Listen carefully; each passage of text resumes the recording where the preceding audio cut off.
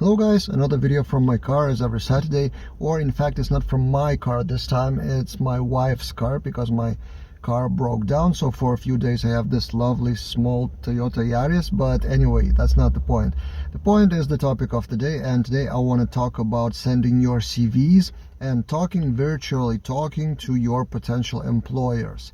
So the misconception in the minds of people who are looking for a job is that it is the conversation between yourself and potential employers. So you send your CV and then they read your CV and decide whether to accept you, invite you or not.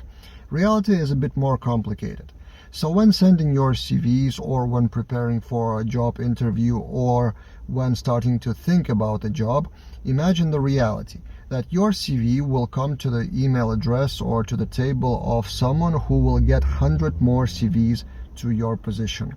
This is the reality of current job market, that especially in juniors, there totally could be 100 people to the same position. And how do you stand out? I've tweeted recently that if you are a junior in the sense of you finished a few courses, created a few CRUD projects, not sure what's happening with lighting here, but anyway, if you just finished a few CRUD projects for yourself and think you already have permission to send your CV for a job, that's not the case. If you compare your CV with potentially 100 more CVs from other juniors, you need to think about how to stand out. First, you need to stand out with experience, and if you don't have experience, your experience may be your side projects, your personal projects, your GitHub, your visual portfolio, whatever. You have something that you already created, not just had finished the courses or have some certificate or something.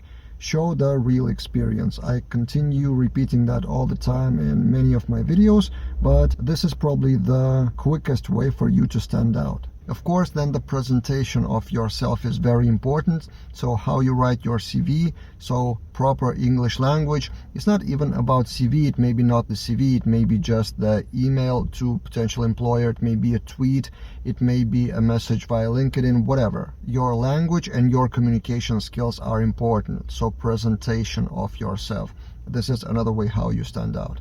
But generally, the point of this video is for me to kind of disappoint you in a way that it is much more fierce competition these days than it used to be a few years ago. So you need to be creative with how to stand out. If you are not successful in finding a job, then get more experience, get more projects created, put them on your CV, on your GitHub, and make better impression on your potential employer.